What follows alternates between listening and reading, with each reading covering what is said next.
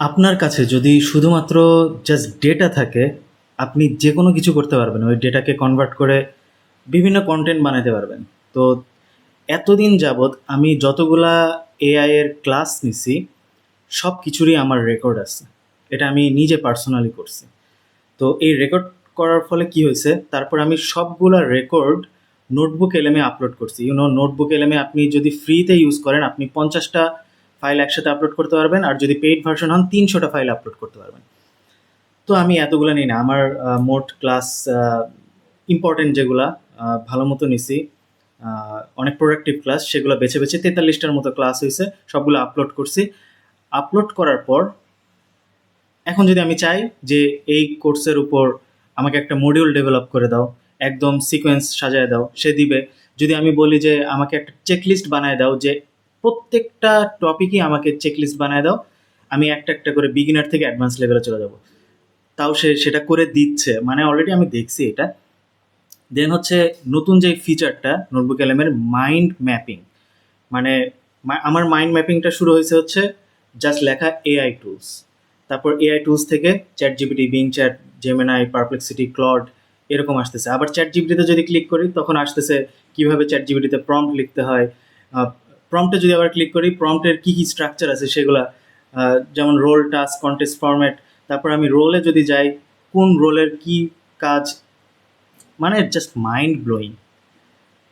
সব কিছু আপনি একসাথে আপনার চোখের সামনে ভিজুয়ালাইজ করতে পারতেছেন, এবং আপনি যেই সেক্টরে কাজ করেন সেগুলোর যদি আপনার কাছে ডেটা থাকে, just you can do anything. এখন যদি আপনি যেই প্রফেশনের হন, আমি যদি বলি যে আপনার প্রফেশনটা কী নিয়ে, আপনি যদি সেটা না বলতে পারেন, এটা একটা ব্যর্থতা।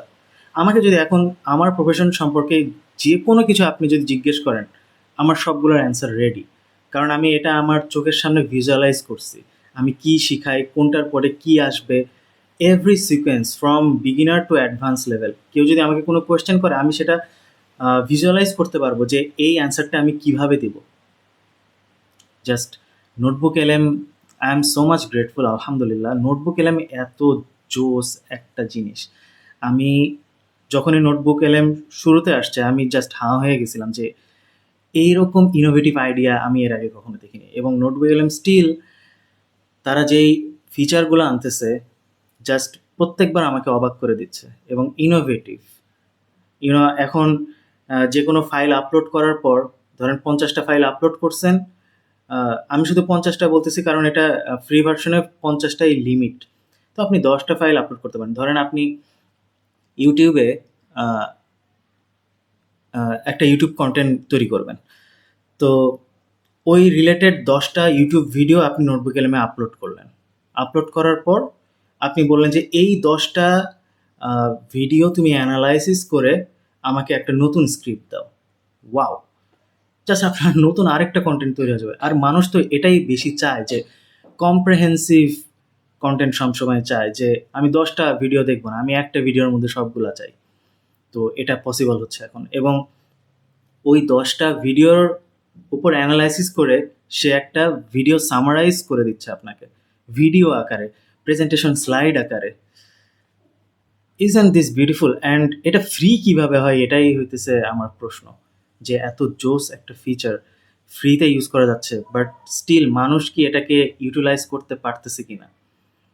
আহ, যদি ইউটিলাইজ না করে, এটা আসলে প্রোডাক্টিভিটির ক্ষেত্রে আহ, আপনি অনেক পিছিয়ে আছেন। এগুলো ইউজ করা উচিত আপনার।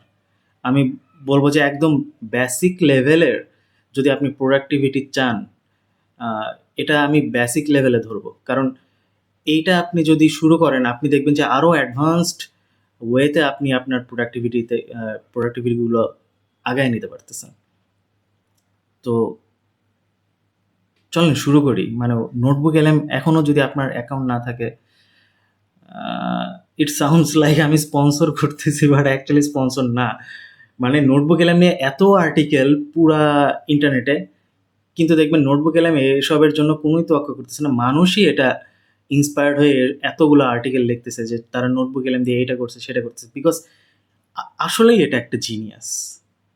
সো না ইউজ করলে প্লিজ আজকে রাতে অন্তত আপনি নোটবুক এলএমটা সাইন আপ করেন, তারপরের বিষয় পরে। ওকে, আজ এই পর্যন্তই। আল্লাহ হাফেজ।